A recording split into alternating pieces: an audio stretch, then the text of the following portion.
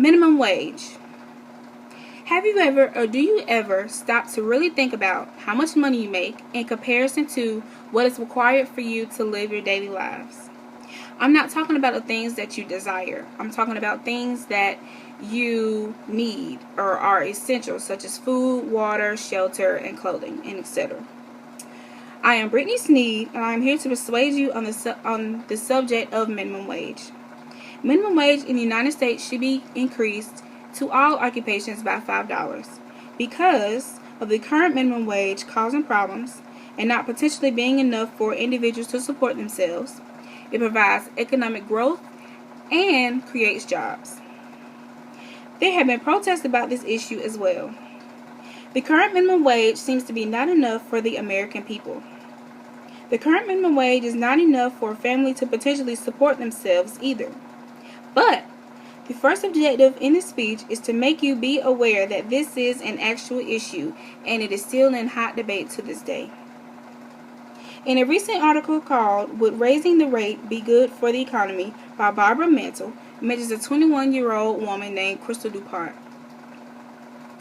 She worked 30 to 40 hours a week as a customer service representative, and potentially she was trying to make ends meet. She says, I quote, "I try to live within my means, but sometimes you just can't." She had no health insurance, behind on car payments, and often went to the pawn shop to cover for necessary expenses. There's another incident. There are protests at retailers such as Macy's, Sears, and Walmart, and fast food outlets such as Subway, McDonald's, and Dunkin' Donuts. Workers that work making the minimum wage are those working in the food service industry, according to the U.S. Bureau of Labor Statistics. In the chart shown in the presentation, you will find that food preparation and service-related jobs are at 408,000, which is in fact more than any other occupation.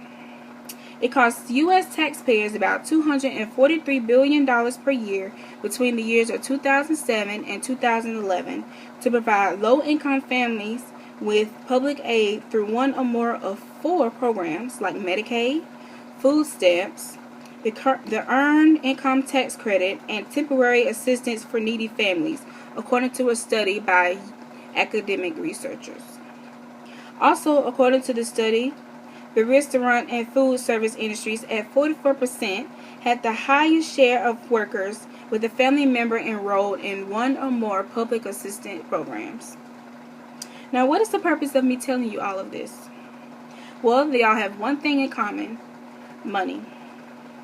Now, how do I actually know if the current minimum wage is not enough? Here is where this breakdown comes into play. As you can see in the presentation, and as a real life example, going back to Crystal DuPont, the 21-year-old that works as a customer service representative, she makes, let's say, $7.50 an hour, and the maximum number of hours, which is 40. The amount of money that she would make in a month's time would only be $1,200. If monthly rent is about maybe $680, that only leaves her with $520, which is not enough to live off of for a whole month. Not to mention car notes, food, water, light bill, and etc. That is potentially not enough to live off of.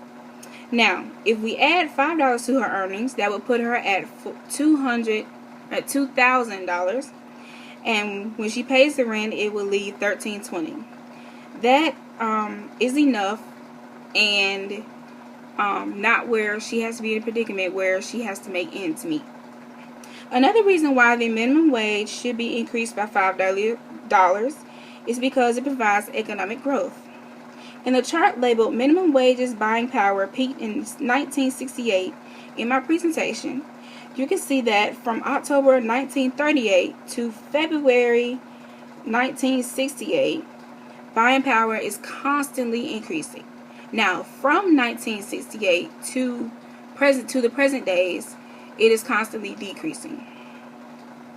In saying all of that, an individual's buying power increases when their income is increased. This is where economic growth comes into play. With an increase in the minimum wage, workers simply have more to spend. Increased demand means increased economic activity. That then leads to economic growth because now you have more people making more money and buying more things. In another recent article entitled Raising the Minimum Wage Would Help Lower Income Workers by Doug Hall and David Cooper, they say that the economists generally recognize that low-wage workers are more likely than any other income group to spend any extra earnings immediately on previously unaffordable basic needs or services. A recurring question that always comes up when talking about minimum wage is employment. Some argue that a raise in the minimum wage would cause unemployment rates to go up, but recent research reveals that raising the minimum wage does not cause job loss. In fact, throughout the nation, minimum wage increases would create jobs. This conclusion has come about based on actual data.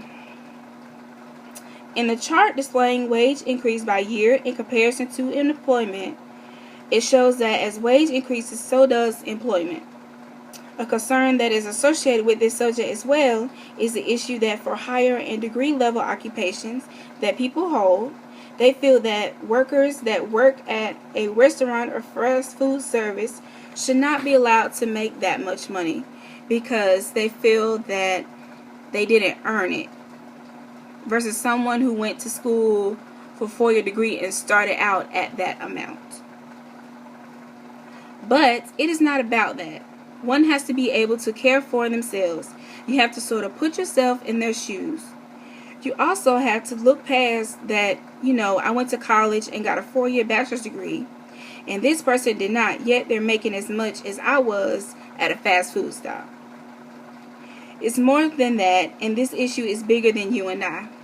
Minimum wage should be increased by $5 because of the current minimum wage not being enough, provides economic growth, and creates jobs.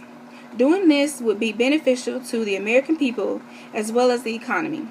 So why not raise it? Leaving you with a thought by Holly Scar, just something to ponder on. An America that doesn't work for working people is not an America that works. Thank you.